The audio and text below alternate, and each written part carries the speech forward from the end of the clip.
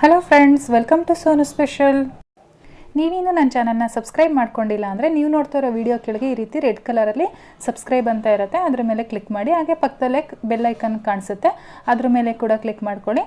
ಅಲ್ಲಿ ಆಲ್ ಅನ್ನೋ ಬಟನ್ ಮೇಲೆ ಕ್ಲಿಕ್ ಮಾಡ್ಕೊಳ್ಳಿ. ಅದರಿಂದ ನಿಮಗೆ ನಾನು ಮಾಡೋ ವೀಡಿಯೋಸ್ ಪ್ರತಿಯೊಂದು ನೋಟಿಫಿಕೇಷನ್ ಆಗಿ ಬರುತ್ತೆ.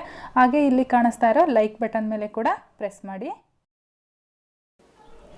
ನಾನಿವತ್ತು ತುಂಬ ಸುಲಭವಾಗಿ ಶಾವಿಗೆ ಪಾಯಸನ ಯಾವ ರೀತಿ ಮಾಡೋದು ಅಂತೇಳಿ ತೋರಿಸ್ಕೊಡ್ತಾ ಇದ್ದೀನಿ. ಮೊದಲಿಗೆ ನಾನಿಲ್ಲಿ ಒಂದು ಫ್ರೈಯಿಂಗ್ ಪ್ಯಾನ್ ಬಿಸಿ ಇಟ್ಟಿದ್ದೀನಿ. ಬಿಸಿ ಆದಮೇಲೆ ನಾನು ಇದಕ್ಕೆ ಒಂದು 2 ಟೀ ಸ್ಪೂನಷ್ಟು ತುಪ್ಪ ಹಾಕ್ತಾ ಇದ್ದೀನಿ. ತುಪ್ಪ ಸಂಪೂರ್ಣವಾಗಿ ಕರಗಿದ ಮೇಲೆ ಒಂದು 10 ರಿಂದ 12 ಗೋಡಂಬಿ ಕೂಡ ಹಾಕೋತಾ ಇದ್ದೀನಿ. ಇದಕ್ಕೆ ಗೋಡಂಬಿ ಹಾಕಿ ಒಂದು 30 ಸೆಕೆಂಡ್ಗಳ ಕಾಲ ಈ ರೀತಿ ಫ್ರೈ ಮಾಡ್ಕೋಬೇಕಾಗುತ್ತೆ. ಗೋಡಂಬಿ ಎಲ್ಲ ಲೈಟಾಗಿ ಸ್ವಲ್ಪ ಕಲರ್ ಚೇಂಜ್ ಆಗುತ್ತೆ. ಕಲರ್ ಚೇಂಜ್ ಆದಮೇಲೆ ನಾವಿಲ್ಲಿ ಇದಕ್ಕೆ ದ್ರಾಕ್ಷಿ ಹಾಕೋಬೇಕಾಗುತ್ತೆ. ನಿಮಗೆ ಇಷ್ಟ ಅಂದರೆ ಈ ಟೈಮಲ್ಲಿ ನೀವು ಬಾದಾಮಿನೂ ಕೂಡ ಕಟ್ ಮಾಡಿ ಹಾಕ್ಕೊಳ್ಳಿ. ನೋಡಿ, ಇವಾಗ ಸ್ವಲ್ಪ ಕಲರ್ ಚೇಂಜ್ ಆಗಿದೆ. ನಾನಿವಾಗ ಇದಕ್ಕೆ ಒಣದ್ರಾಕ್ಷಿ ಕೂಡ ಇದರೊಳಗಡೆ ಹಾಕೋತಾ ಇದ್ದೀನಿ. ಒಣದ್ರಾಕ್ಷಿ ಹಾಕಿದ ಮೇಲೆ ಇದನ್ನು ಒಂದು 30 ರಿಂದ 40 ಸೆಕೆಂಡ್ಗಳ ಕಾಲ ಫ್ರೈ ಮಾಡಿಕೊಂಡ್ರೆ ಸಾಕು, ಇದು ರೆಡಿಯಾಗುತ್ತೆ. ನೋಡಿ, ಇವಾಗ 30 ಸೆಕೆಂಡ್ ಆಗಿದೆ. ಟೋಟಲಾಗಿ 1 ನಿಮಿಷ ನಾನು ಫ್ರೈ ಮಾಡ್ಕೊಂಡಿದ್ದೀನಿ. ನೋಡಿ, ಇವಾಗ ಇದು ಕೂಡ ರೆಡಿಯಾಗಿದೆ.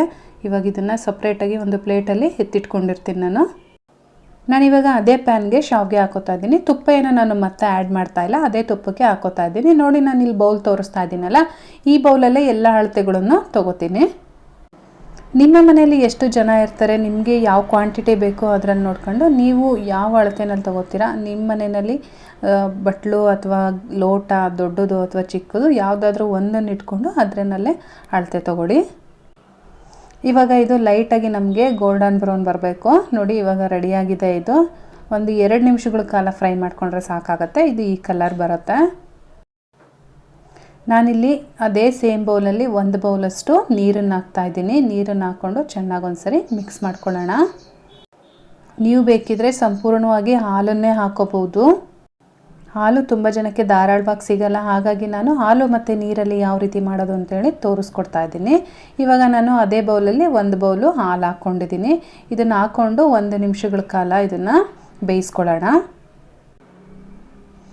ಸುಮಾರು 1 ನಿಮಿಷ ಆದಮೇಲೆ ನಾನಿಲ್ಲಿ ಮತ್ತೆ ಇನ್ನೊಂದು ಬೌಲು ಹಾಲು ಹಾಕ್ತಾಯಿದ್ದೀನಿ. ಟೋಟಲಾಗಿ ನಾನು 2 ಕಪ್ ಹಾಲು ಹಾಗೆ 1 ಬೌಲು ನೀರು ಹಾಕ್ಕೊಂಡಿದ್ದೀನಿ 1 ಬೌಲ್ ಶಾವಿಗೆಗೆ. ನೀವು ಬೇಕಿದ್ರೆ ಈಕ್ವಲಾಗಿ ಹಾಕೋಬೋದು. 1.5 ಬೌಲು ನೀರು ಹಾಗೆ 1.5 ಬೌಲಷ್ಟು ಹಾಲು ಹಾಕೋಬೋದು, ಅಥವಾ ಸಂಪೂರ್ಣವಾಗಿ ನೀವು 3 ಬೌಲು ಕೂಡ ಹಾಲನ್ನೇ ಹಾಕೋಬೋದು. ನೋಡಿ, ಇವಾಗ ಇದು ಶಾವಿಗೆ ಎಲ್ಲ ಬೆಂದಿದೆ. ಈ ರೀತಿ ನೀವು ಕೈಯಲ್ಲಿ ತೊಗೊಂಡು ಪ್ರೆಸ್ ಮಾಡಿದ್ರೆ ಅದು ಈಸಿಯಾಗಿ ಕಟ್ ಆಗುತ್ತೆ. ಶಾವಿಗೆ ಎಲ್ಲ ಈ ರೀತಿ ಚೆನ್ನಾಗಿ ಬೆಂದಮೇಲೆ ನಾವು ಇದಕ್ಕೆ ಸಕ್ಕರೆ ಆ್ಯಡ್ ಮಾಡೋಣ. ನಾನಿಲ್ಲಿ ಸಕ್ಕರೆನ ಸೇಮ್ ಬೌಲಲ್ಲಿ 3/4 ಬೌಲಷ್ಟು ಸಕ್ಕರೆ ತೊಗೊಂಡಿದ್ದೀನಿ. ನೀವೇನಾದರೂ ಸ್ವೀಟ್ ಜಾಸ್ತಿ ಇಷ್ಟಪಡ್ತೀರಿ ಅನ್ನೋದಾದರೆ 1 ಬೌಲ್ ಫುಲ್ ಹಾಕ್ಕೊಳ್ಳಿ. ಸಕ್ಕರೆ ಹಾಕಿದ ಮೇಲೆ ಚೆನ್ನಾಗಿ ಮಿಕ್ಸ್ ಮಾಡ್ಕೊಳ್ಳಿ. ಚೆನ್ನಾಗಿ ಮಿಕ್ಸ್ ಮಾಡಿ ಸಕ್ಕರೆ ಎಲ್ಲ ಕರಗಿದ ಮೇಲೆ ನಾನು ಇದಕ್ಕೆ ಒಂದು 1/4 ಟೀ ಸ್ಪೂನಷ್ಟು ಏಲಕ್ಕಿ ಪೌಡ್ರ್ ಹಾಕೋತಾ ಇದ್ದೀನಿ. ಏಲಕ್ಕಿ ಪೌಡ್ರ್ ಹಾಕಿದ ಮೇಲೆ ಇನ್ನೊಂದು ಸರಿ ಚೆನ್ನಾಗಿ ಮಿಕ್ಸ್ ಮಾಡ್ಕೊಳ್ಳಿ. ಚೆನ್ನಾಗಿ ಮಿಕ್ಸ್ ಮಾಡಿ ಮತ್ತೆ 1 ನಿಮಿಷಗಳ ಕಾಲ ಇದನ್ನು ಕುದಿಸ್ಕೊಳ್ಳಿ. ನೀವೇನಾದರೂ ಕಲರ್ ಇಷ್ಟಪಡ್ತೀರಾ, ಕಲರ್ ಆಗಿರಬೇಕು ಅಂತ ಅಂದರೆ ನೀವು ಹಾಲು ಹಾಕ್ತಿರಲ್ಲ, ಆ ಟೈಮಲ್ಲಿ 1-2 ಕೇಸರಿ ದಳನ ಹಾಕ್ಕೊಳ್ಳಿ. ಅಥವಾ ಈ ಟೈಮಲ್ಲಿ ನೀವು ಫುಡ್ ಕಲರ್ ಬರುತ್ತಲ್ಲ, ಕೇಸರಿ ಫುಡ್ ಕಲರ್, ಅದನ್ನು ಒಂದು 1/4 ಟೀ ಸ್ಪೂನಷ್ಟು ಅಥವಾ ಒಂದು 2 ಪಿಂಚಷ್ಟು ಇದರೊಳಗಡೆ ಹಾಕ್ಕೊಳ್ಳಿ. ಇವಾಗ ನಾನು ಮೊದಲೇ ಹುರಿದಿಟ್ಕೊಂಡಿರ್ತಕ್ಕಂಥ ಗೋಡಂಬಿ ಮತ್ತು ದ್ರಾಕ್ಷಿನ ಇದರೊಳಗಡೆ ಹಾಕ್ಕೊಂಡು ಮಿಕ್ಸ್ ಮಾಡ್ಕೊತೀನಿ. ನೋಡ್ತಾ ಇದ್ದೀರಾ ಆಲ್ರೆಡಿ ಅದು ಎಷ್ಟು ಥಿಕ್ನೆಸ್ ಬಂದಿದೆ ಅಂತ ಹೇಳ್ಬಿಟ್ಟು. ಇವಾಗ ಪಾಯಸದ ಕನ್ಸಿಸ್ಟೆನ್ಸಿ ಕರೆಕ್ಟಾಗಿದೆ. ನಾನು ಇದನ್ನು ಒಂದು 30 ಸೆಕೆಂಡು ಮತ್ತೆ ಕುದಿಸ್ಕೊಂಡು ಇದನ್ನು ಸ್ಟವ್ ಸ್ವಿಚ್ ಆಫ್ ಮಾಡ್ಕೋತೀನಿ. ನಿಮಗೇನಾದರೂ ತುಂಬ ತೆಳಬೇಕು ಅಂದರೆ ಇನ್ನೊಂದು ಬೌಲಷ್ಟು ಹಾಲನ್ನು ಆ್ಯಡ್ ಮಾಡಿ, ಅಥವಾ ನಾನು ಇವಾಗ ಏನು ತೋರಿಸ್ತಾ ಇದ್ದೀನಿ ಈ ಕನ್ಸಿಸ್ಟೆನ್ಸಿನೇ ಇರಲಿ ಅಂತ ಅಂದರೆ ನಾನು ಇವಾಗ ಎಷ್ಟು ಹಾಲು ಹಾಕಿದ್ದೀನಿ ಅಷ್ಟೇ ಸಾಕಾಗುತ್ತೆ. ನೋಡಿದ್ರಲ್ಲ ಸ್ನೇಹಿತರೆ, ಇವತ್ತಿನ ರೆಸಿಪಿ ನಿಮಗೆಲ್ಲ ಇಷ್ಟ ಆಗಿದೆ ಅಂತ ತಿಳ್ಕೊತೀನಿ. ಇಷ್ಟ ಆಗಿದರೆ ದಯವಿಟ್ಟು ಲೈಕ್ ಮಾಡಿ, ಶೇರ್ ಮಾಡಿ, ಹಾಗೆ ಕಮೆಂಟ್ ಮಾಡಿ. ಇನ್ನೂ ನನ್ನ ಚಾನಲ್ನ ಸಬ್ಸ್ಕ್ರೈಬ್ ಮಾಡ್ಕೊಳ್ಳದೆ ನೋಡ್ತಾ ಇದ್ದೀರಾ ಅಂತ ಅಂದರೆ ಈ ಕೂಡಲೇ ಸಬ್ಸ್ಕ್ರೈಬ್ ಮಾಡ್ಕೊಳ್ಳಿ.